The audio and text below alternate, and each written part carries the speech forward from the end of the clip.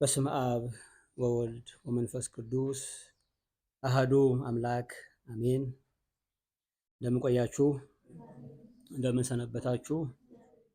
አሜን። ቸርነቱና ምሕረቱ የጋረደን የአባቶቻችን አምላክ ልዑለ ባሕርይ ቅዱስ እግዚአብሔር ስሙ የተመሰገነ ይሁን። እግዚአብሔርን አጋዥ አድርገን የምናማርበት የሕይወት ቃል ርዕስ የዮሐንስ ወንጌል ምዕራፍ 3 ቁጥር 6 ያለውን መነሻ እናደርጋለን። ከስጋ የተወለደ ስጋ ነው፣ ከመንፈስም የተወለደ መንፈስ ነው በሚል ርዕስ እንማማራለን። የዮሐንስ ወንጌል ምዕራፍ 3 ከቁጥር 1 ጀምሮ ያለውን ቅዱሱን የእግዚአብሔር ቃል በመንፈስ ሆነን እናነባለን። መንፈስ ቅዱስ ጉባኤያችን ይባርክልን። ልቦናችሁን ሰብስቡ።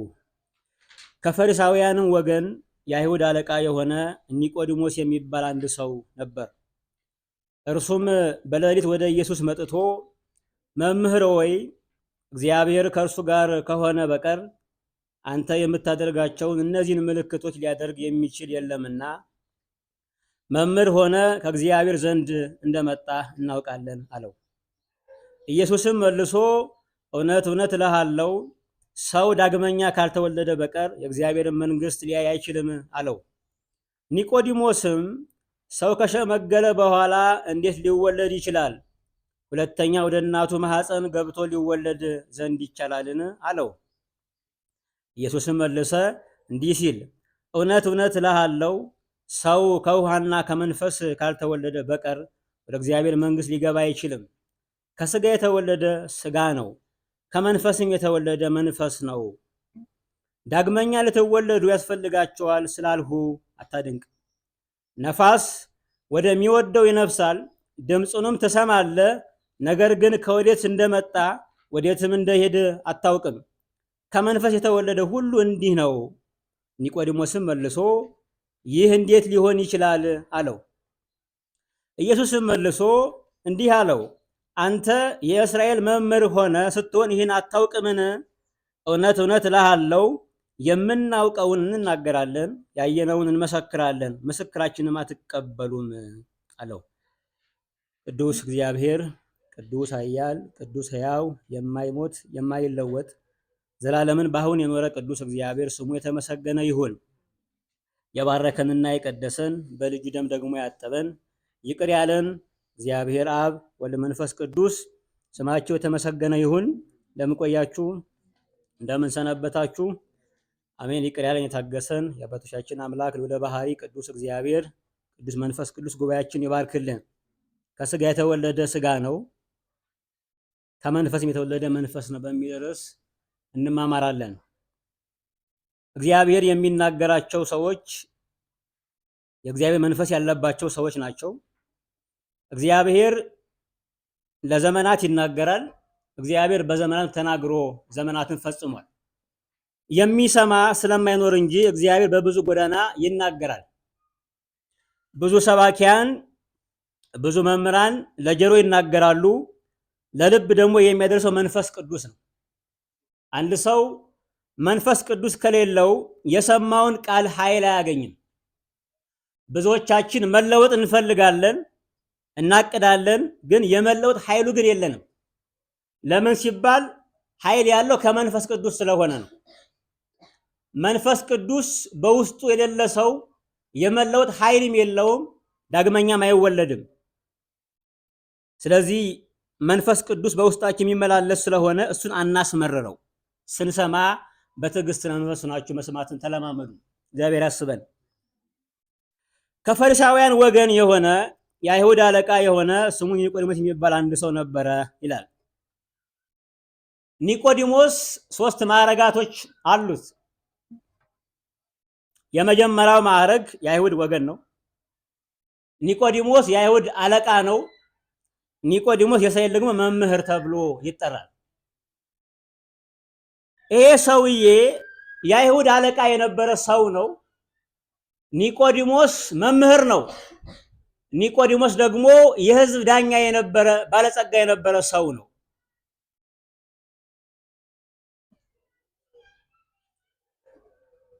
ከፈሪሳውያን ወገን የሆነ ሰው በሌሊት ወደ ጌታ እንደመጣ መጽሐፍት ይነግረናል።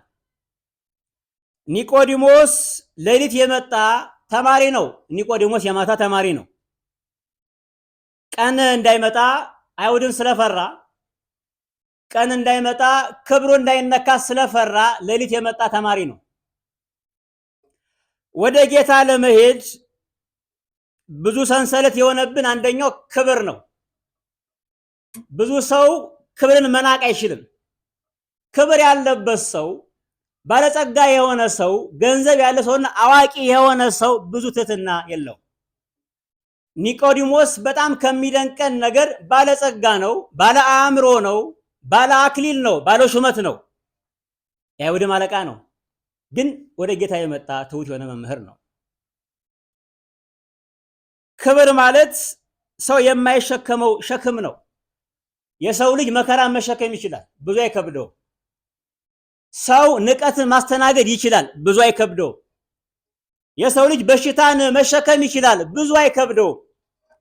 ለሰው ልጅ ከባዱ ሸክም ክብር ነው። ብዙ ሰውን ያጎደለው ክብር ነው። ከንቀት በላይ ከመናቅ ከመዋረድን በላይ የሰው ልጅ ክብርን መሸከም አይችልም። ብዙዎቻችን የምንሸከመው ብዙ ሸክሞች አሉብን።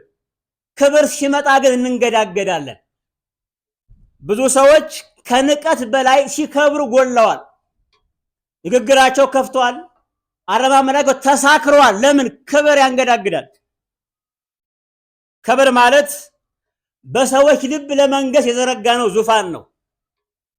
ሰው የሚኖረው አለው ለማለት ነው። ሰው የሚኖረው አክብሩኝ ለማለት ነው የሚታገለው። የብዙ ሰዎች የህይወት ትግል ክብርን ፍለጋ ነው። እንደ ክብር ያለ ግን ጠላፊ ወንበር የለም። ሰው ያከበረው ሰው ይንቀዋል። ሰው ያከበረው ሰው መጨረሻ ላይ አዋርዶ ነው የሚጨርሰው። ሰው አክብሯችሁ ከሆነ እንዲሁ አይተዋችሁ። ሰው ያከበረው ሰው መጨረሻ ላይ አዋርዶት ነው የሚጨርሰው ፍጻሜውን። እግዚአብሔር ያከበረው ግን ማንንም አይንቀው። ክብር ማለት እግዚአብሔር ያከበረው ማክበር ማለት ነው። ክብር ማለት እግዚአብሔር የናቀውን መናቅ ማለት ነው። እግዚአብሔር ያከበረውን ንቀን እግዚአብሔር የናቀውን አክብረን የክብር ትርጉም የለም። ክብር ማለት እግዚአብሔር የተውን መተው ማለት ነው። የሰማችሁኝ ነው? እያንዳንዱ ሰው ዛሬ በውስጡ አንድ ትግል አለበት። አክብሩኝ የሚል ትግል አለበት። የሰው ልጅ የሚኖርበት ውስጠኛው አቅሙ ክብር ነው። እውነት ነው። ሰው ክብር ከሌለው መኖር አይችልም። ምክንያቱም የሰው ልጅ ውስጠኛ አቅሙ ክብር ስለሆነ። አንድ ሰው ክብር ከሌለው እንደዛ ከተሰማው መኖርን አይችልም፣ አቅም ያጣል። ስለዚህ መኖር ምንድነው? የህይወት አቅም ነው ማለት ነው። ክብር የህይወት አቅም ነው ማለት ነው። ነገር ግን ክብር ሲባል ግን ምንፈልገው ማዕድ አይደለም። ክብር ወደኛ እንኳን ሲመጣ ምንሸሸው ነገር ነው። ዛሬ በዘመናችን ክብር ያጣበት ዘመን ያለ ነው። ብዙ ሰዎች በገንዘብ ክብርን ይገዛሉ። ቤተክርስቲያናችን ላይም ስላየን በገንዘብ አባ ለመባል ክብሩ የላቸውም፣ መንፈሱ የላቸውም፣ ጸጋው የላቸውም፣ ማይምሩና እውቀቱ የላቸውም። ነገር ግን አባ ለመባል ብቻ ክብር የሚገዙ ሰዎች አሉ። ባለማዊውም እንደምንሰማው ዶክተር ለመባል የሚገዙ አሉ። ለምን? ክብር ፍለጋ የሁሉም ሰው ጥማት ስለሆነ። የክብር ጥማት አያስተኛም። የሰማችሁኝ ነው? ክብርን መኖር ነው የሚሻለው። ክብር የተሰማን ጊዜ በሽታ ነው፣ መርዝ ነው። ክብርን ስንኖረው ነው የሚያምረው። መኖር ነው ክብር ማለት እንጂ እንዲሰማን ከፈለግ ነው ክብር መርዝ ነው። ምጽዋትን ሰጠን፣ የሰጠን ከመሰለን አልሰጠንም ማለት ነው። ክብርም እንደዛው ነው። ሰው ሲያከብረን የከበርን ከመሰለን አልከበርንም ማለት ነው። ክብር ሊሰማን አይገባም፣ ክብር መኖር ስለሆነ። ለዛ ነው ብዙ ሰዎች ዛሬ ስማቸውን ለመጠበቅ ስም ያጠፋሉ። ብዙ ዝነኛ ሰዎች የዝና አሻንጉሊት ለመጠበቅ ስለሚፈልጉ ዙሪያቸውን ለመጠበቅ ብለው ዙሪያቸውን ያጠፋሉ። ክብር አሳዳጅ ስለሆነ የሰማችሁኝ ነው። ብዙ ሰው የሚያከብረው መስፈርት አለው። እግዚአብሔር ብቻ ሲያከብር ራሱን ያያል። የሰው ክብር ግን በመስፈርት ነው። እኛ የምናከብረው ልብስን ነው አይደለም? እኛ የምናከብረው ቤትን ነው። እኛ የምናከብረው ንግግርን ነው። እኛ የምናከብረው የበሉትን ምግብ ነው የምናከብረው። መስፈርት አለና ቤቱ ካማረ ሰውየው ትልቅ ነው እንላለን። ንግግሩ ካማረ ሹመት ይሾማል። ዛሬ መሪ ለመደረግ ቅልብ አይደለም የሚጠየቀው፣ ንግግር ይችላል ወይ ነው፣ ዲስኩረኛ ነው ወይ ነው ጥያቄው። በዓለማዊ ቢሆን ብዙ አይከብደንም፣ ብዙ አይጨንቅም። ምክንያቱም ዓለም አስመሳይ ስለሆነች ዲስኩረኛ አምጣ ብትሾም አይደንቀንም። ምክንያቱም መሪ ለመሆን የሚታየው ንግግር ስለሆነ ነው። ትልቅ የሚባለው የሚናገር ብቻ ስለሆነ ነው። ጌታ ግን እንደዛ ያይ ከነገ ናችሁ። ክርስቶስ ሲናገር በመንግስተ ሰማያት እንደ ዮሐንስ ያለ ትልቅ ሰው የለም አለ። መጥምቁ ዮሐንስ በሰው መስፈርት ትልቅ አይሰኝም። መጥምቁ ዮሐንስ ቤት የለውም፣ ቤቱ ምድረ በዳ ነው። በጫካና በዙሪያ ያደገ ሰው ነው። መጥምቁ ዮሐንስ የበላው ምግብ ያንበጣ ማር ነው። የተለየ ምግብ እንኳን አልበላም። መጥምቁ ዮሐንስ የተለየ ልብስ አልለበሰም። የለበሰው ልብስ የግመል ጸጉር ነው። የግመል ጸጉር ለሷ እንኳን አያምርም፣ እንኳን ለዮሐንስ።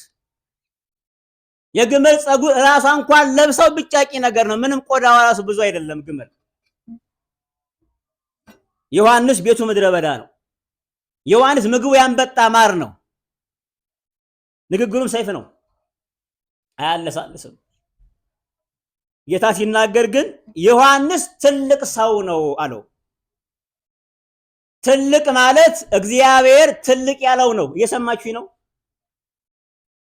የከበረ ማለት እግዚአብሔር ያከበረው ነው። ትልቅም ማለት እግዚአብሔር ትልቅ ያለው ነው። ሰው ትልቅ ቢል ትልቅ አይደለም። ሰው ቢያከብር የከበርክ አይደለም። አክባሪ ማን ነው? እግዚአብሔር ነው። ክብር በእግዚአብሔር እጅ ያለ ስጦታና ሀብት ነው፣ የሰው ሀብት አይደለም። ሰው አያከብርም፣ ሰው አያዋርድም። ሰዎች እኛም ቢያከብሩን ክብሩ ለጌታ ነው የሚገባው፣ ለኛ አይገባንም። የሚያከብር ማን ነው? እግዚአብሔር ስለሆነ። ዛሬ እንደምናየው ግን የሰው ክብር ለመጠበቅ ክብር የሚያጎሉ በጣም ብዙ ሰዎች አሉ። ስማቸውን ለመጠበቅ ክብር ያጎላሉ። መጥምቁ ዮሐንስ ንጉሱን ከሰሰው። የወንድምን ሚስት ስላገባ ሄሮድ ፊልጶስን ስላገባ አይገባህም፣ ነውር ነው ብሎ ገሰጸው።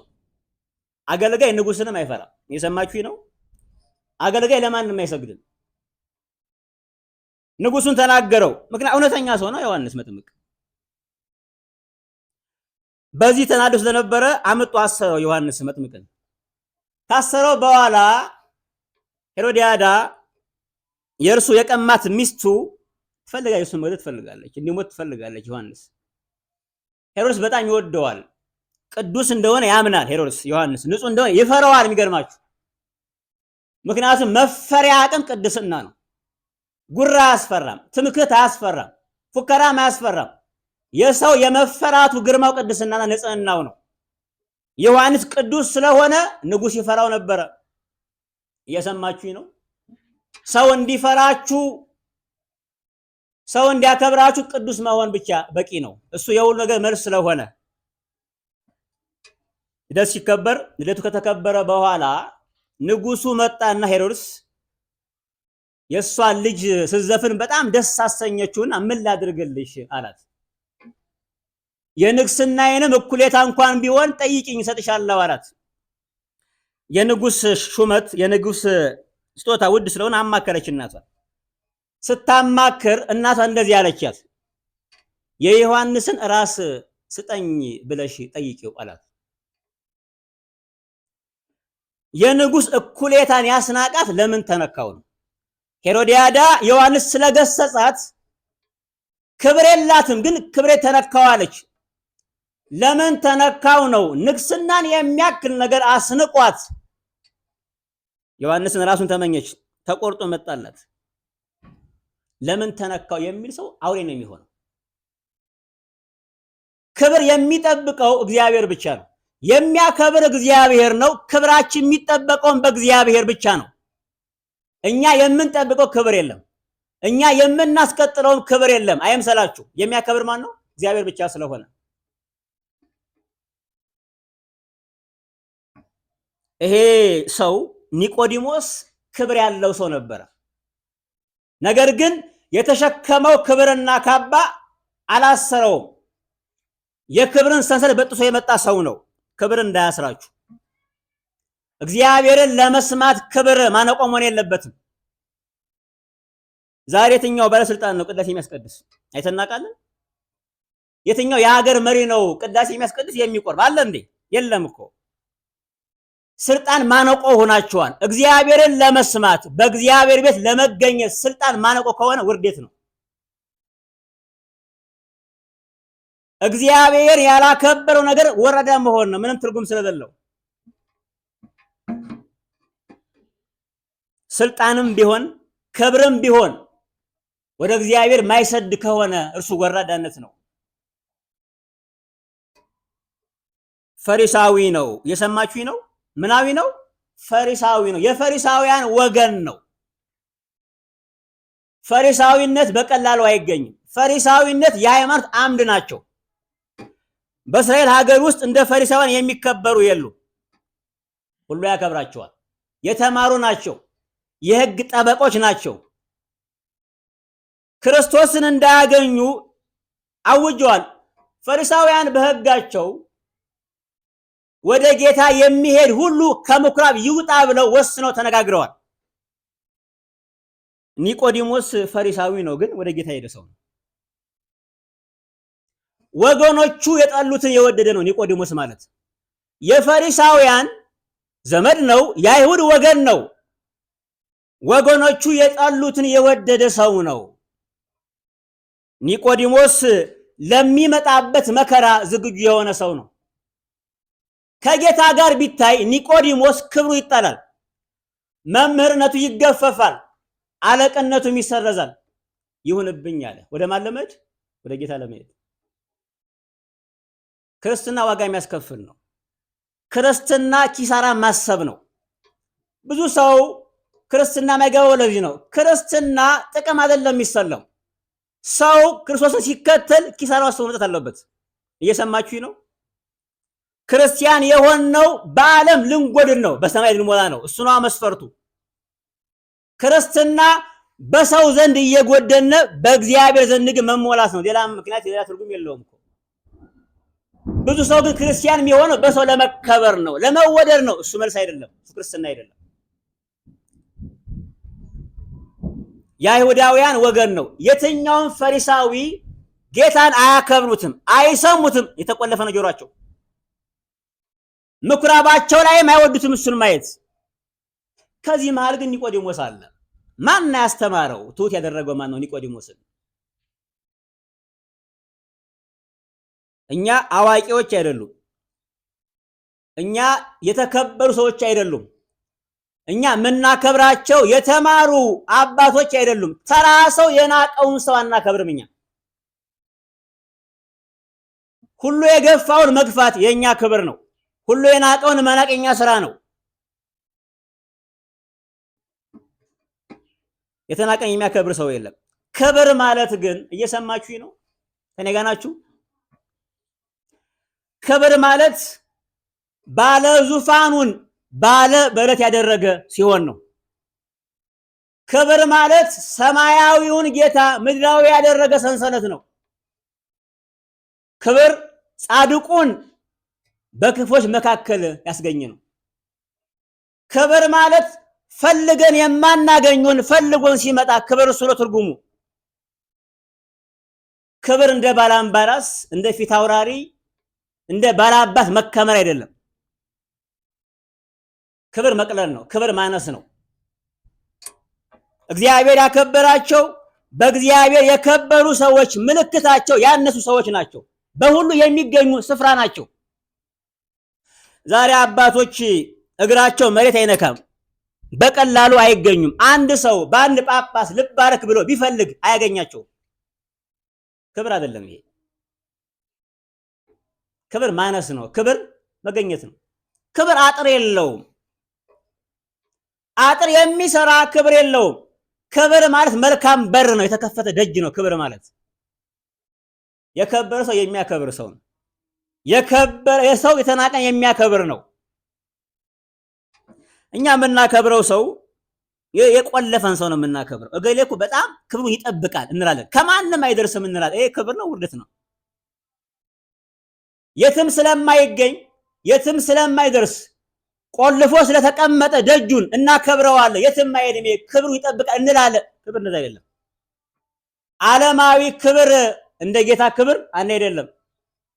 ዓለም የምታከብረው እንደዚህ አይነቱን ሰው ነው፣ ቆልፎ የተቀመጠው።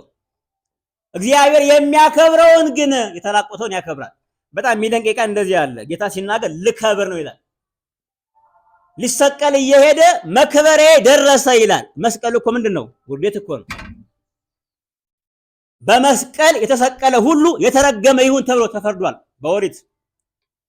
መስቀል መሰቀል መዋረድ ነው። ጌታ ግን ልከብር ነው ይላል። ምን ማለቱ ነው? ክብር ማለት የተሰቀልንበት ቦታ ሳይሆን የተሰቀልንበት ጉዳይና ነገር ነው። እግዚአብሔር ያክብራችሁ። ኒቆዲሞስ የአይሁድ ወገን ነው። ሁለተኛው መሰላል ወገን ነው። የማያደርስ መሰላል። ወደ ጌታ ለመሄድ ስናስብ የእግር እሳት የሚሆንብን አንደኛው ወገን ነው። ወገንተኝነት አያደርስም። ወገን የሚቆጥር ሰው ክርስቲያን መሆን አይችልም። ክርስቶስ እግዚአብሔር ወልድ ቃል ወገን ትቶ ነው የመጣው አይደለ? የሰማችሁ ነው። የመላእክትን ነገር ስንት ናቸው? 99 ነገድ ትቶ አንዱን ነገድ ፍለጋ መጥቷል። እኛም ልንተው ያስፈልጋል ወገኑ። ወደ ጌታ ስንሄድ የምንተወው ወገን ያስፈልጋል። ዛሬ የሚከበረው ወገን ነው። ዛሬ የሚሰሙት የሚታዩት ወገን ያላቸው ናቸው። ወገን የለው አይታየም። ዛሬ ወገን ከሌለ እንኳን ትዳር እንኳን አታገባም። ወገን ነው የሚታየው ዛሬ። በየቢሮ የምትስተናገደው ወገን ካለ ነው። የምትሰማ ወገን ካለ ነው። ወንበር በወገን ነው ዛሬ። ያሳፍራል። ክርስቲያን ሁነን ክርስቶስ ካላዛመደን የጌታ ደም ወገን ካላደረገን እኛ ክርስቲያን መሆን አልቻልንም። ክርስቲያን ሁሉ ወገኑ ነው። ወገን አይመርጥም። እየሰማችሁኝ ነው? ሶስተኛው ሰንሰለት ዕውቀት ነው። ዕውቀት በጣም ትምክህተኛ ነው የሚያደርገው። ሰዎች ተምረው እግዚአብሔር የለም ካሉ በእውነት አለመማር ዕውቀታቸው ይሻላቸዋል። እሱ ነው የሚሻለው። ተምሮ እግዚአብሔር የለም የሚያሰኝ ከሆነ አለመማር ዕውቀት ነው፣ እርሱ ይሻላል። እኛ ብንማር ብንፈላሰፍ የታየውን ነው የምናይ፣ የሚሰበከውን ነው የምንሰብክ፣ ምንናገረው የተነገሩትን ነው። ሌላ አዲስ ነገር እንኳን እናመጣም። ምንድነው የሚያስመካቸው?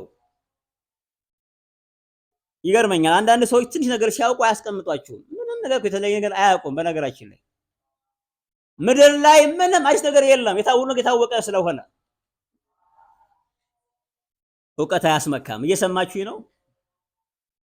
ኒቆዲሞስ ሶስቱም ነበረው፣ ግን ወደ ማን መጣ? ወደ ጌታ መጣ። መቼ ነው የመጣው?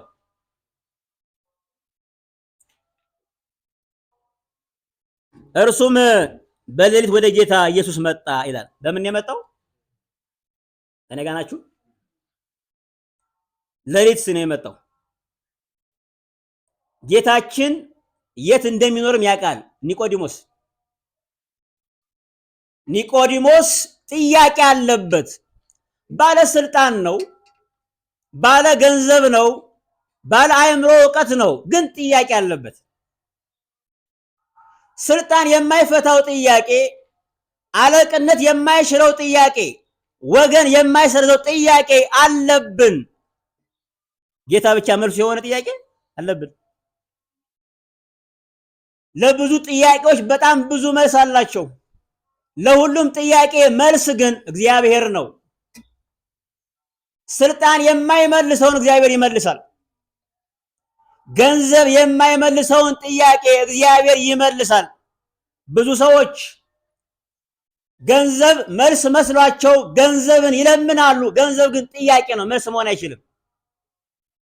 ብዙ ሰው ስልጣን የሚያሳርፍ መስሎት ስልጣን መልስ መስሎት ስልጣን ይጠይቃል፣ መልስ ግን አይደለም። እርሱ ራሱ ጥያቄ ነው። ስልጣን ራሱ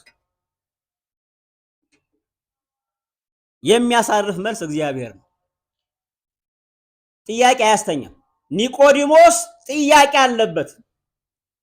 ስልጣኑ አልመለሰለትም፣ ዕውቀቱ አልመለሰለትም። ስለዚህ ጥያቄ አለበት። ጥያቄ ደግሞ አያስተኛም፣ አይታለልም፣ አይደለልም።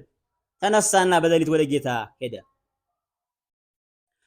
ወደ ሌሊት ሲሄድ ደግሞ ጌታን አገኘው። አይገርማችሁ? እኔ ኒቆዲሞስ በመሄዱ አልደነቅም። ለምን? ጥያቄ አለበት። መምህሩ ግን ሲገኝ ይደንቃል።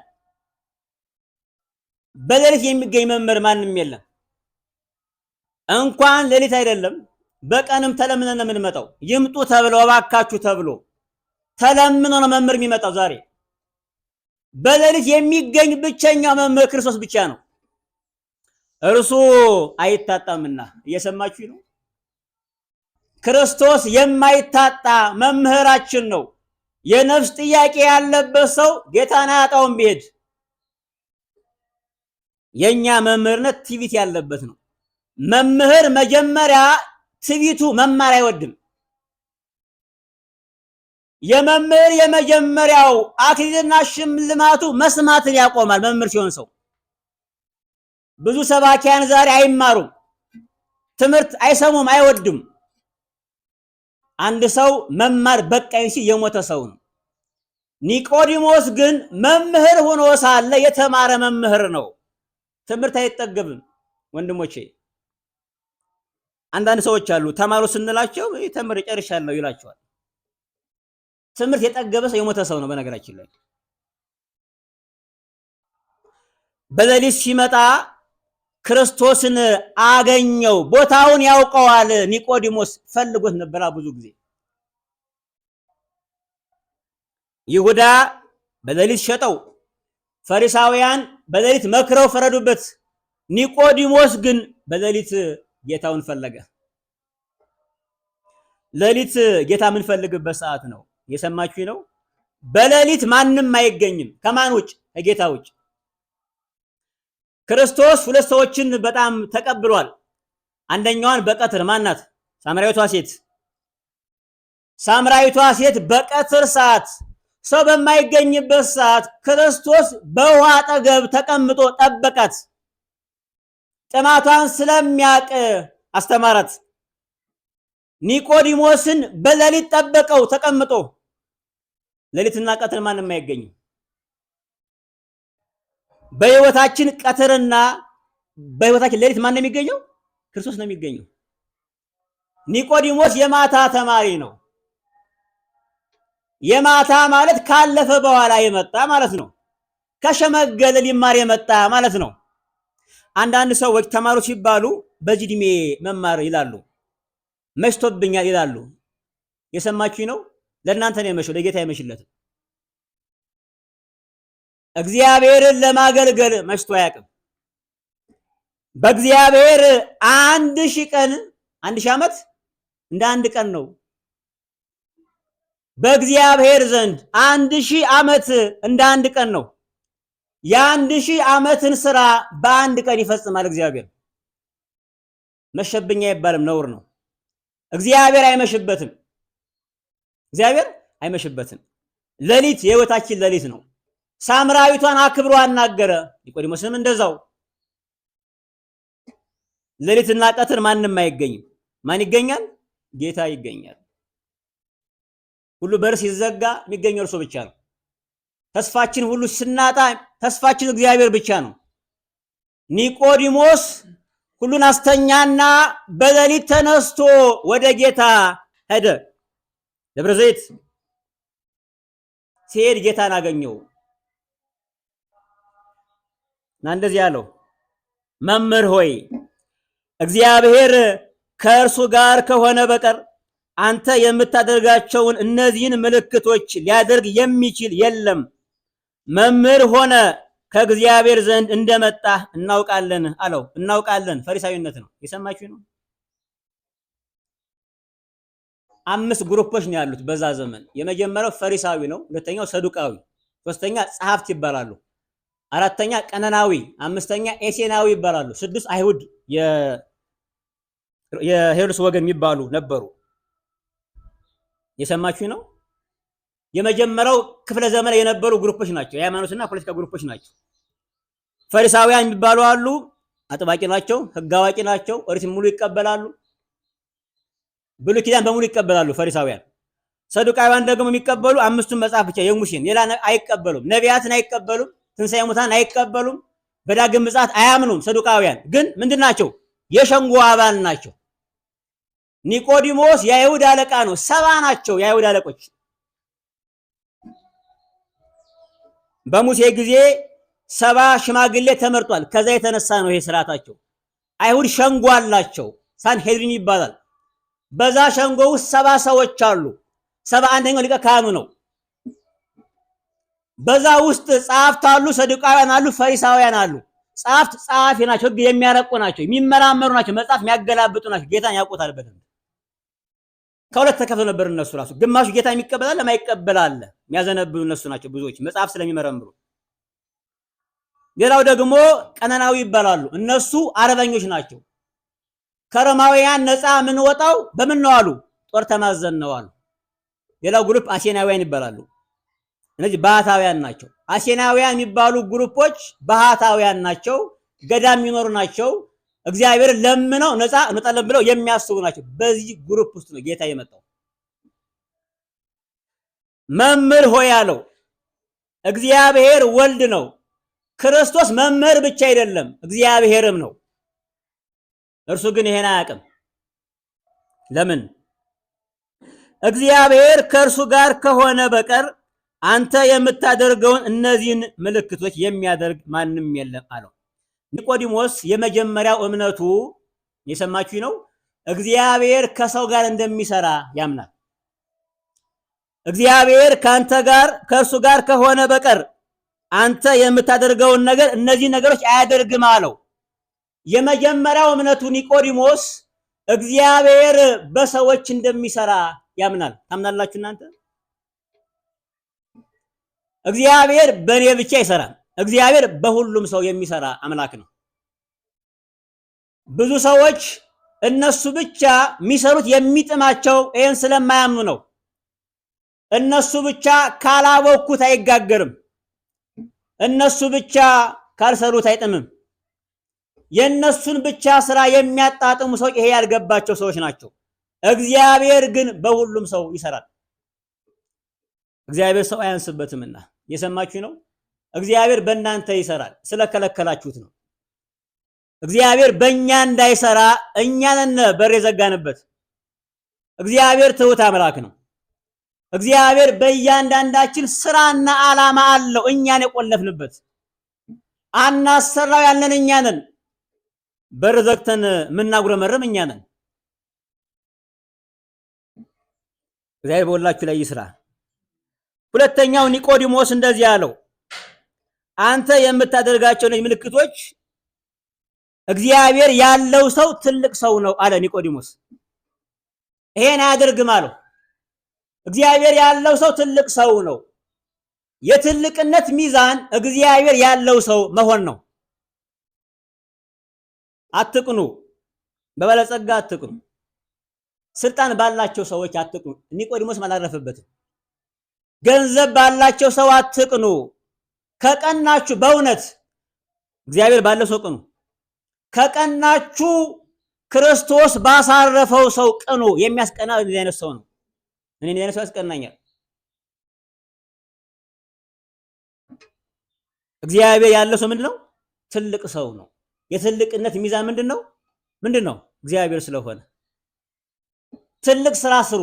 ትልቅ ስም አትፈልጉ፣ እሱ ምልክት ስላልሆነ። ሶስተኛው መምህር ሆነ ከእግዚአብሔር ዘንድ እንደመጣ እናውቃለን አለ። እግዚአብሔር መምህርን እንደሚልክም ኒቆዲሞስ ያምናል። ታምናላችሁ? የሰማችሁ ነው። እግዚአብሔር መምህራንን ይልካል። እኛ ስለማንሰማቸው እንጂ እኛ ስለማንቀበላቸው እንጂ ብዙ የሚበሉ መምህራኖች ይመጣሉ በምድራችን አሉ። አሁን እኛ የምናከብረው ዝነኛ መምህር ስለሆነ እኛ የምናከብረው በየሚዲያው የሚደሰኩረውን ስለሆነ ነው እንጂ የሚበሉ መምህራኖች ዛሬም አሉ። እግዚአብሔር የላካቸው መምህራኖች ዛሬም አሉ። እኛ የምንሰማው ሰው የላከውን መምህር ነው። እኛ የምንሰማው ሰው ያነገሰውን መምህር ነው። እግዚአብሔር ያነገሰውን የተቀባውን መምህር አንሰማም፣ አናከብርም። የተቆለፈ ነው ጆሮአችን። እኛ የምናከብረው ዝናን ነው፣ የእግዚአብሔር ቃል አናከብርም። ራሳችሁን በደንብ አስተውላችሁ እዩት። የማታውቁት ሰባኪ እንዲሰብካችሁ አትፈቅዱለትም፣ ጆሮአችሁ ዝግ ነው። እግዚአብሔር መንፈስ ቅዱስ ግን በማናውቀው ሰባኪ የኛን ሕይወት ይናገራል። መስታወት ስለሆነ እኛ የምንሰማው ዝናን ነው። እየሰማችሁ ነው። ለዛ ነው የማንለወጠው፣ ለዛ ነው የማንቀየረው። ከእግዚአብሔር ዘንድ መምህር ሆነ እንደመጣ እናውቃለን። ኒቆዲሞስ ለሱ መምህሩ ነው ጌታ። እግዚአብሔር እንደሆነ አያውቅም። ለምን? አልተወለደም ገና። ሲወለድ ደግሞ እናየዋለን ምን እንደሚል። ኢየሱስም መልሶ እውነት እውነት እልሃለሁ ሰው ዳግመኛ ካልተወለደ በቀር የእግዚአብሔር መንግሥት ሊያይ አይችልም አለው። እስኪ ነገር በሉ፣ እውነት እውነት በሉ እስኪ።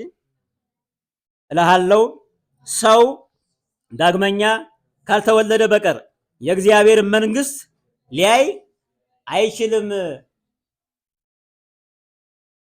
ዳግመኛ ያልተወለደ ሰው የእግዚአብሔር አሰራርና መንፈሱ አይገባው። መወለድ ማየት ነው። ይሄኛውን ዓለም ያየነው ተወልደን ነው። መወለድ ዓለምን ማያ ስለሆነ ያኛውን ዓለም የምናየውም በውልደት ነው። በስጋዊ ውልደት ስጋዊ ዓለምን እናያለን። በመንፈሳዊ ደግሞ መንፈሳዊ ዓለምን ደግሞ እንመለከታለን። ኒቆዲሞስ መጥቶ አደነቀው። ኒቆዲሞስ የመጣው ጌታውን ለማድነቅ ነው። ተገርሟል በምልክቱ። ክርስቶስ ግን በውስጡ ያለውን ጥያቄ ስለሚያውቅ ተናገረው። ዳግመኛ ካልተወለደ የእግዚአብሔር መንግሥት አታይም አለው። የሚገጥም አይመስልም ንግግራቸው አይመስልም። አዎ የሰማችሁ ነው። ሶስት ዓለማት አሉና የመጀመሪያው ዓለም የጽንስ ዓለም አይደለ? ሰው በጽንስ ዓለም እያለ የጽንስ ዓለም ጠባብ ነው። የጽንስ ዓለም ጨለማ ነው። ሰው በጽንስ እያለ ስስ ነው፣ ልል ነው፣ ብጽብጽ ውሃ ነው። ዘመኑ 9 ወር ከ5 ቀን ነው። ውስን ዘመን ያለው ዓለሙ ጨለማ ነው። ግን አካል አለው በጽንስ ውስጥ በማህፀን ውስጥ። አንድ ሰው ማህፀን ላይ ማየት አይችልም። ጨለማ ዓለም ነው። ለምን አይን ያስፈልገዋል? በማይታይ ዓለም ውስጥ አይን አለው። የማህፀን ዓለም መራመድ የለውም። ጠባብ ቤት ነው፣ ግን እግር አለው። በማህፀን ውስጥ አይን፣ እግር፣ ጆሮ አያስፈልግም። ለሚቀጥለው ዓለም ግን ዋና መሰረት ነው። የማህፀን ዓለም ውስን 9 ወር ከ5 ቀን ነው። ለዚህኛው ለቁሳዊ ዓለም ለገሃዳዊ ዓለም ግን መነሻ ነው። በማህፀን ዓለም እግር የሌለው ሰው በዚህ መኖር ይቸግራል። በቁሰኛው ዓለም ላይ በማህፀን ዓለም ካላዘጋጀ አካል ከሌለው ይሄ ዓለም በጣም አስቸጋሪ ነው። ይሄኛው ዓለም ደግሞ በከፊል ብርሃን በከፊል ጨለማ የሆነ ዓለም ነው። 70-80 ዘመን ነው። በዚህኛው ዓለም ስንኖር ከፊሉ ብርሃን ነው፣ ከፊሉ ጨለማ ነው። እኩል ማረፍ እኩል መቅበዝበዝ ያለበት ዓለም ነው። ስናርፍ ስንቅበዘበዝ ነው የምንለው። ጨለምተኝነት፣ ጠባብነት የማህፀን ዓለም ነው። ያልተወለደ መንፈስ ነው። አለመወለድ ጨለማነት ነው። ያልተወለደ ሰው የእግዚአብሔር መንፈስ የሌለው ሰው አይገባውም። ጠባብ ነው፣ ጨለምተኝነት ነው። ዘመኑ የተወሰነ ዘመን ነው። አምላክ እንዴት ሰው ሆነ? እንዴት ሞተ? እንዴት ተሰቀለ? እንዴት ተቀበረ? አልተወለድክም፣ አይገባህም። በስጋ የተወለደ ስጋ ነው። ሐሳቡ ስጋ ነው፣ ምድራዊ ነው። አተያየቱ አተረጓጎሙ ስጋዊ ነው። የሚወርሰው ዓለም ስጋዊ ነው። አባቱም ስጋዊ ነው፣ መንፈሳዊ አይደለም። መንፈሳዊ ልደት ግና መንፈሳዊ ዓለም ያወርሳል፣ መንፈሳዊ አባት ያሰጣል፣ መንፈሳዊ አእምሮ ይሰጣል። አምላክ ሰው እንዴት ሆነ? ዳግም ተወለደና ይመለስልሃል። ብዙ ጊዜ እንከራከራለን። በአእምሮ የመጣ ሰው በአእምሮ አያርፍም። በእውቀት የመጣ ሰው በእውቀት አያርፍም። ዳግም ሲወለድ በእምነት ይገባዋል። ዳግም ያልተወለደ ሰው የእግዚአብሔር መንፈስ አይገባውም፣ ሊገባውም አይችልም። አትድከሙ። ይሄኛው ዓለም ቁሳዊ የሆነ ዓለም ነው። የተወሰነ ዘመን ነው። ከፊል ብርሃን ከፊል ጨለማ ነው። ለመንፈሳዊ ዓለም ግን መዘጋጃው ዓለም ይሄ ነው። አሁን ያለንበት ዓለም ለዚህ ለቁሳዊ ዓለም በጽንስ ዓለም እንደተዘጋጀን ለዛኛው ዓለም ደግሞ በዚህኛው ዓለም እንዘጋጃለን። መዘጋጃው ዓለም ይሄ ስለሆነ አይመስልም። እግራችን አይናችን ጽንስ ላይ እያለ የማያገለግል ነው። ለዚህ ዓለም ግን የሚያገለግል ነው። ዛሬ ማመን ሞኝነት ነው። ማፍቀር ሞኝነት፣ ለዛኛው ዓለም ግን መሳሪያ ነው። የምናይበት ነው እግዚአብሔር መንግስት። የሰማዩ ዓለም ሙሉ ብርሃን ነው። በሰማይ ዓለም ብርሃን አያስፈልግም። የእግዚአብሔር ክብር ብርሃናቸው ነው። በጉ ያበራልና ጨረቃ ፀሐይ አያስፈልጋቸው። ራዕይ ዮሐንስ የሚናገረው ይሄ ነው። በሰማይ ሙሉ ብርሃን ነው፣ ሙሉ ዕውቀት ነው ያለው። ያን ለመውረስ ግና በዚህኛው ዓለም ልንዘጋጅ ያስፈልጋል። ተሰማችሁ ነው? ከኔ ጋር ናችሁ? እውነት እውነት እልሃለሁ ዳግመኛ ያልተወለደ ሁሉ የእግዚአብሔር መንግስት አያይም አለው ጌታችን። ዓለምን ማያ መወለድ ነው። ይሄኛውን ዓለም ስጋዊውን ዓለም በስጋ ከእናት ከአባት ተወለድ እንዳየ ነው። መንፈሳዊን ዓለም ደግሞ ከመንፈስ ቅዱስና ከአብራ ከመንፈስ ቅዱስ ከማፀን ዮርዳኖስ ተወልደን መንፈሳዊ ዓለምን እናያለን። ያ እምነትን የሚሰጠን ጸጋ ስለሆነ የእግዚአብሔር መንግስት አታዩም። እየሰማችሁኝ ነው? በስጋዊ ውልደት ማንም ሰው የእግዚአብሔር መንግስት ሊያይ አይችልም። የእግዚአብሔር መንግስት በር መክፈቻው እንደገና መወለድ ነው። እንደገና ማለት አዲስ ፍጥረት መሆን ነው። ማንም ሰው አለ ጳውሎስ ሲናገር በክርስቶስ አዲስ ፍጥረት ነው ይላል። አዲስ የሚያደርገን ክርስቶስ ስለሆነ ክርስቶስን የለበሰ አዲስ ፍጥረት ነው። መጠመቅ አዲስ ሰው ያደርጋል።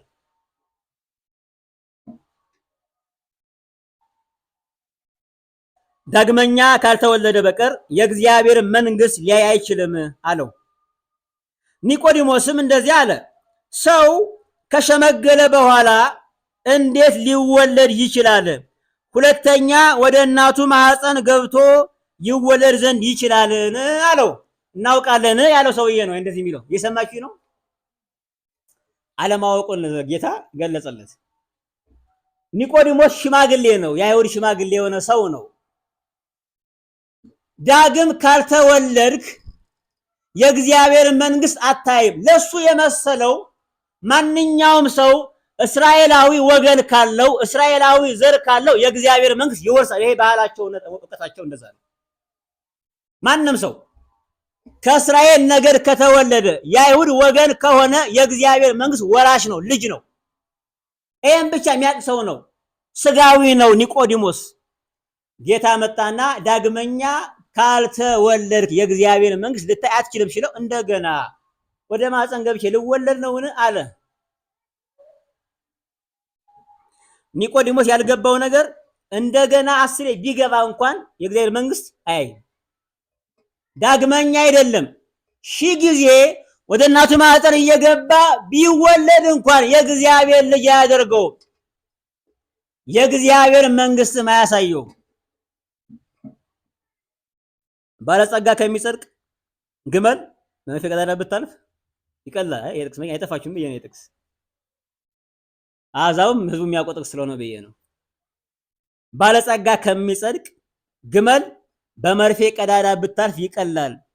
ስጋዊ ሰው መንፈሳዊ ዓለምን ከሚረዳ ይልቅ ግመል ቀዳዳ ብታልፍ ይቀላል። ሽማግሌውም ዳግመኛ ወደ እናቱ ማዕፀን ገብቶ ቢወለድ ይቀላል። ስጋዊ ሰው በምንም አእምሮ የእግዚአብሔር ሐሳብ አይገባው ይረዳውም አይችልም። የእግዚአብሔር ሰው መሆን የሰው ዳግመኛ መወለድ ሊገባው አይችልም። ስጋዊ ሰው ሐሳቡ ሁሉ ስጋዊ ነው። ሐሳቡ ሁሉ ምድራዊ ነው፣ አይረዳውም። አትደነቁ፣ አትድከሙ። ወደ እናቱ ማዕፀን ካልገባ ነው ወይ ብሎ ጠየቀው። ኒቆዲሞስ መምህር ነው፣ ግን ይሄን አያውቅም። አይገርማችሁ? ጌታ እንደዚህ አለው።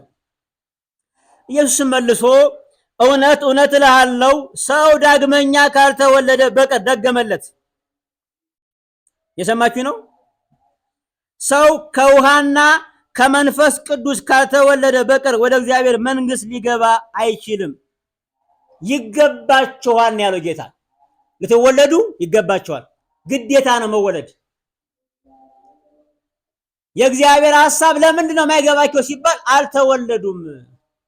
ኒቆዲሞስ ለምን እንደዚህ ተናገረ ሲባል አለመወለድ ነው ችግሩ። ጌታ የተናገረው ሐሳብ አልገባውም። ለምን አልገባውም? አልተወለደማ። መወለድ አዲስ ባህሪ መልበስ ነው። መወለድ አዲስ ማንነትን መልበስ ነው። መወለድ ዓለም መለወጥ ነው። እረኛን መለወጥ ነው። ንጉስን መለወጥ ነው። የተወለደ ሰው አባቱ ሌላ ነው። በስጋ የተወለደ ስጋዊ አባት አለው፣ ስጋዊ ዘመድ አለው፣ ስጋዊ ርስት አለው፣ ስጋዊ ሐሳብና ስጋዊ ዓለም አለው። ዳግመኛ የተወለደ በመንፈስ የተወለደ ሰው ግና አዲስ አባት አለው። አባ አባ ብለን የምንጠራበት መንፈስ ተቀበልን ያለው ቅዱስ ጳውሎስ። አባታችን ማን ነው? ከኔ ጋር ናችሁ? አባታችን ሆይ በሰማይ የምትኖር የኛ አባት እግዚአብሔር ነው። ለምን? ስለተወለድን ነው። የእግዚአብሔር መንግስት የሚታይ ነው። የእግዚአብሔር መንግስት አታይም አለው። በተለያየ ሃይማኖት የእግዚአብሔር መንግስት ብዙ የተበላሸ ነው።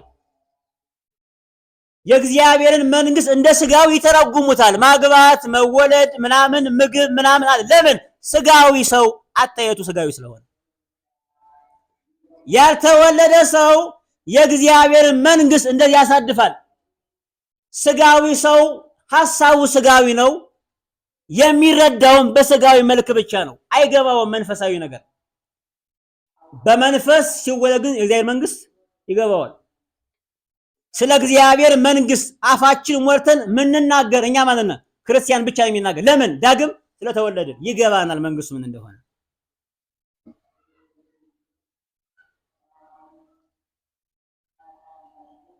ኢየሱስም መልሶ ከውሃና ከመንፈስ ከምን ነው የምንወለደው?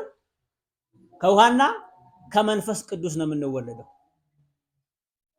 የሚወለድ የእግዚአብሔር መንፈስና የእግዚአብሔር ምንድነው? ውሃው ነው። የእግዚአብሔር መንፈስ በውሃው ላይ ሰፎ ነበር እንዳለ ዘፍጥረት መጽሐፍ ላይ የእግዚአብሔር መንፈስ በማይታይ ልደት ይወልደናል። እግዚአብሔር ወልድ አካላዊ ቃል የማይታይ ልደት ነበረው። እኛን ዳግመኛ ሊወልደን ዳግመኛ በሚታይ ልደት ተወለደ። የሰው ልጅ የሚታይ ስጋዊ ውልደት አለው። የእግዚአብሔር ልጅ ለመሆን ደግሞ የማይታይ ልደትን ወረስን። በማን? በክርስቶስ መምጣት።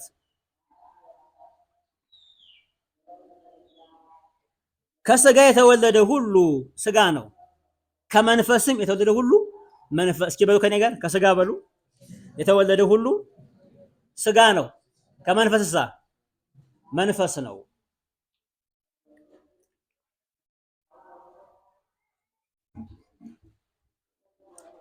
እየሰማችሁ ነው? ሐሳባችሁ፣ ኑሯችሁ፣ ተግባራችሁ ልደታችሁን ነው የሚናገረው።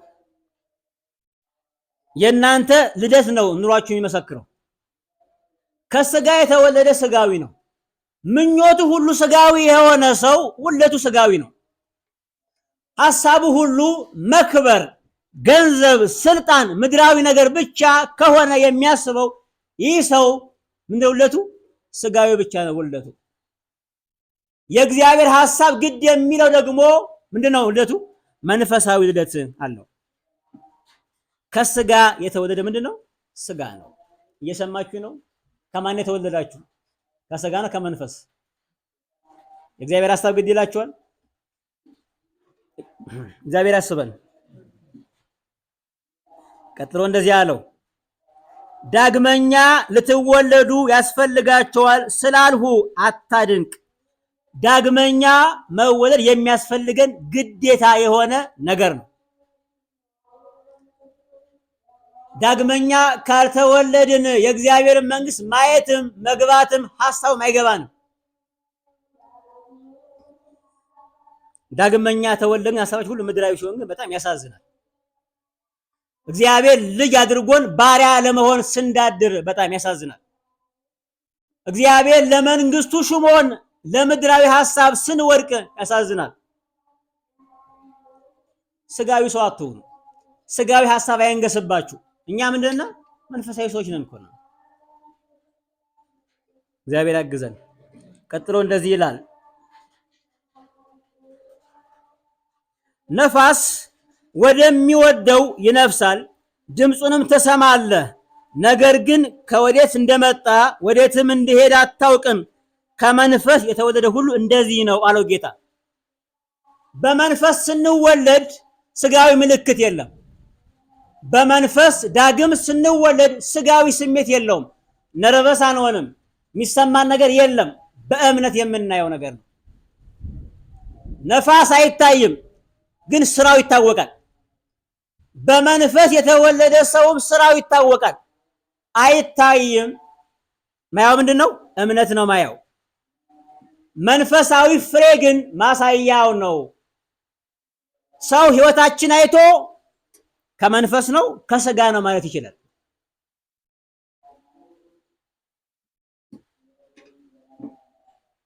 ኒቆዲሞስ መልሶ እንደዚህ ያለው፣ ይህ እንዴት ሊሆን ይችላል? እንዴት ማለት ስጋዊ ነው። እምነት ማለት ከእንዴት ውጭ ነው። የሚያምን ሰው እንዴት አይልም።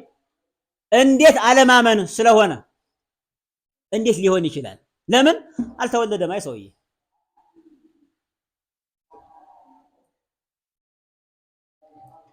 ጌታችን መልሶም እንደዚህ አለው፣ አንተ የእስራኤል መምህር ስትሆን ይሄን አታውቅምን አለው። ለምን እንደዚህ ያለው ጌታችን? አንተ ጥቅስ ላንብብላችሁ። ከኔ ጋር ናችሁ? ትንቢተ ኤርምያስ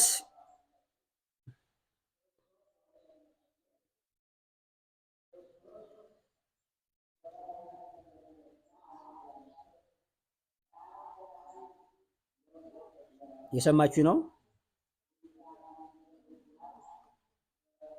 ትንቢተ ኤርምያስ ስለሱ የሚናገር አንድ ጥቅስ አለ። ምን አይነት ነው? ለምን አላወቀም መምህር ሆኖ? ምክንያቱም በእነሱ ስርዓትም የነገር ስላለ ነው። ኤርምያስ 31:30 እንደዚህ ይላል፣ እነሆ ከእስራኤል ቤትና ከይሁዳ ወገን ቤት ጋራ አዲስ ቃል ኪዳን የምገባበት ወራት ይመጣል ይላል እግዚአብሔር። ይሄን አታውቅምን አለው ኒቆዲሞስ። አዲስ ኪዳን አለ። ዳግም ውልደት በኦሪትም የተነገረ ነው። የአይሁድ መምህር ነህ፣ ይሄን አታውቅምን አለው። ሁለተኛ ሕዝቅኤል 36 ከ24 ጀምሮ እንደዚህ ይላል። ሕዝቅኤል 36 ቁጥር 24 ከአሕዛብም መካከል አወጣቸዋለሁ። እስራኤልን ነው ከግብፅ እንዳወጣቸው የሚናገረው። ከየሀገሩም ሁሉ ሰበስባቸዋለሁ፣ ወደ ገዛ ምድራችሁም አመጣችኋለሁ፣ ጥሩ ውሃንም ረጭባቸዋለሁ። ይሄ ነው መጠመቅ ማለት፣ ዳግም ልደት ማለት ይሄ ነው። ጥሩ ውሃንም ረጭባቸዋለሁ፣ እናንተም ትጠራላችሁ፣ ትነጻላችሁ ማለት ነው። ሐሳባችሁ መንፈሳዊ ይሆናል ማለት ነው። ከርኩሰታችሁም ሁሉ ከጣዖታችሁም ሁሉ ምን ትጠራላችሁ አለ። አዲስ ልብ እሰጣችኋለሁ፣ አዲስም መንፈስ በውስጣችሁ አኖራለሁ አለ። የሰማችሁ ነው። አዲስ ልብ እሰጣችኋለሁ፣ አዲስም መንፈስ በውስጣችሁ አኖራለሁ፣ የድንጋዩንም ልብ ከሥጋችሁ አወጣለሁ፣ የሥጋንም ልብ እሰጣችኋለሁ። መንፈሴንም በውስጣችሁ አኖራለሁ፣ በትእዛዜም አስሄዳችኋለሁ። አይገርማችሁም? አዲስ ልብ የሚሰጠና ዳግም ልደት ነው። ድንጋይ የሆነውን ልብ አውጥቶ አዲስ ልብ ይገጥምልናል። ይሄ ዳግም መወለድ ነው። መንፈሳዊ ልዕልና፣ መንፈሳዊ ልቦና የምናገኘው በዚህ ልብ ነው። በስጋ ካለ ሰው ልቡ ምንድነው? የድንጋይ ልብ ነው ያለው። መንፈሳዊ ልብ ከሌለው መንፈሳዊ ቋንቋ አይረዳም። ኤርሚያስ ሕዝቅኤል ሲናገር የድንጋይ ልብ ተወስዶልና የስጋ ልብ ለኛ ይገጠማል። እግዚአብሔር ያግዘን።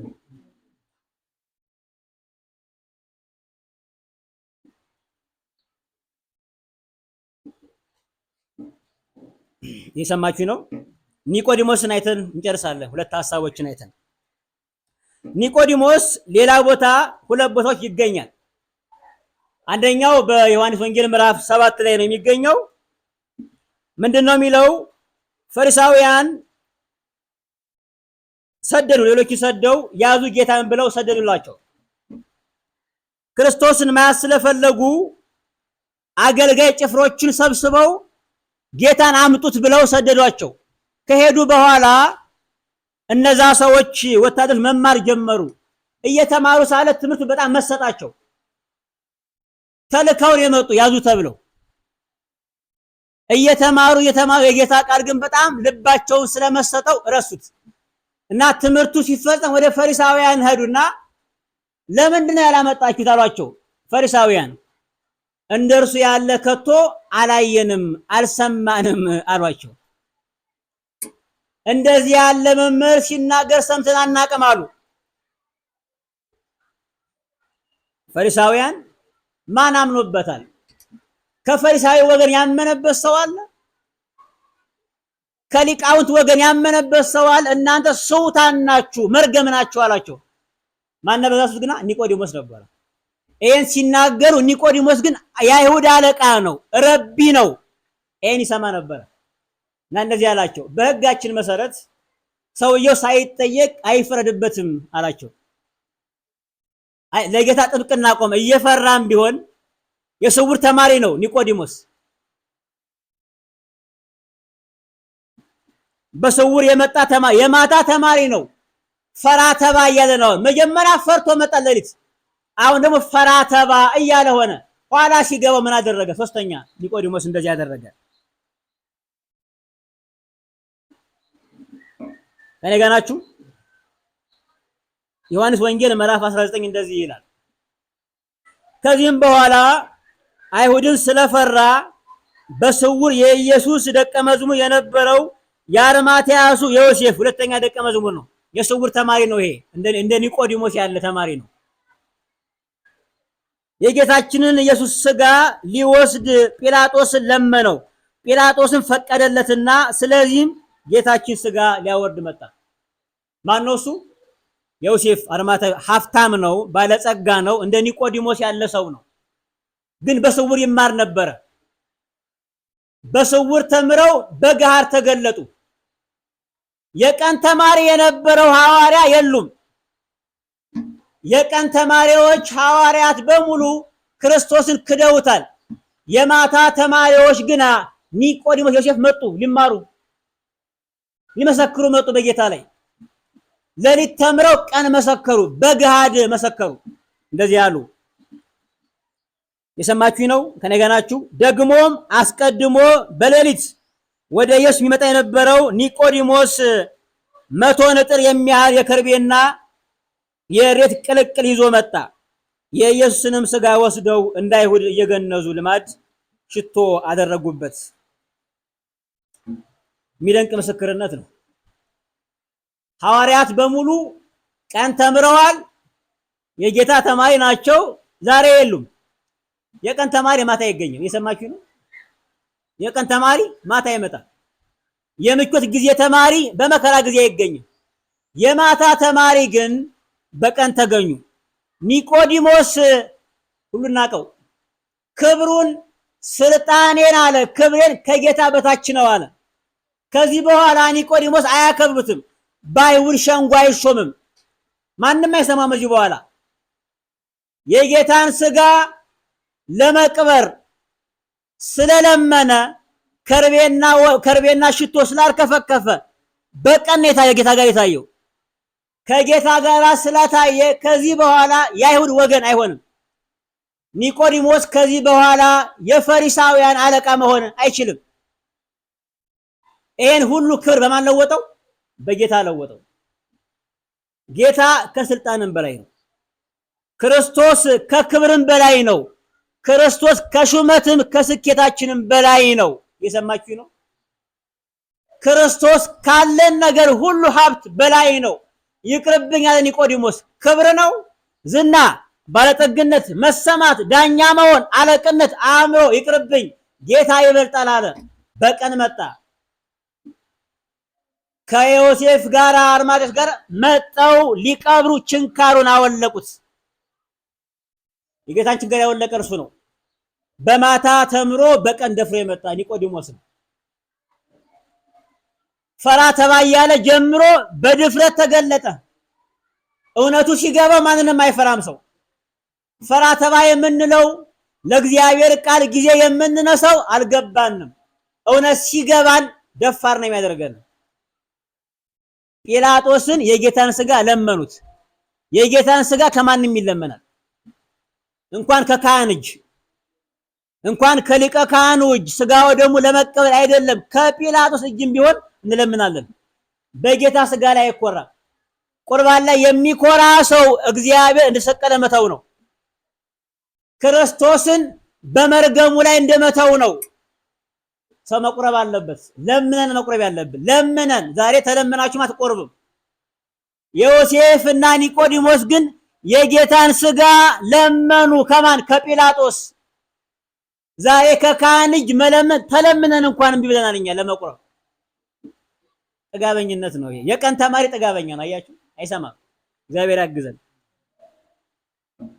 ኒቆዲሞስ የጌታን ችንካሩን መንቀል ጀመረ። በደም ራሰ። ክርስቶስን ቅዱሱን ሥጋውን አቀፈው። መታደል ነው በእውነት። እናቱ ያቀፈችውን ሥጋ ነው ያቀፈው። አረጋዊ ስምዖን አቅፎ ዓለም በቃኝ አለ። ጌታ ሆይ ባሪያህን በሰላም አሰናብተኝ አለ። ምክንያቱም ጌታን ካቀፍክ በኋላ ዓለም አያምርህ። ክርስቶስን ካቀፍክ በኋላ ምድራዊ ነገር አያስመኝም። በሰላም መገላገል ነው የሚያምረው። ኒቆዲሞስ የጌታውን ሥጋ አቀፈው፣ ገነዘው፣ ሽቶ ቀባው። ለዚህ ክብር በቃ። ኒቆዲሞስ የክብር ቀን ነው። ለዛ ነው የምናከብረው እኛ። ቤተክርስቲያን 7ኛ ሳምንት አድርጋ የሾመችው ይሄን የከበረ ሰው ነው። ፈራ ተባ ያለ ፈርቶ የጀመረ በኋላ ግን ደፋር የሆነው ሁሉን ነገር ስለ ጌታ ክብር የተወውን ነው የምናከብረው። እግዚአብሔር ያግዘን።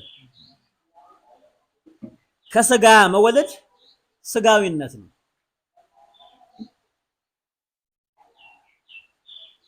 ኒቆዲሞስ የጌታውን ሥጋ ወስዶ ቀበረ። በአዲስ መቃብር ቀበሩት ይላል። እግዚአብሔር ያግዘን። ኒቆዲሞስ በረከቱ በእኛ ላይ ይድረስልን። በረከቱ በእኛ ላይ ይሁን። የሱ ማስተዋል የሱ ምርምር በእኛ ላይ ይሁን። እግዚአብሔር ያሳርፈን። እግዚአብሔር ያስተማረን ስሙ የተመሰገነ ይሁን። ይቆየ። ወስብሐት ለእግዚአብሔር።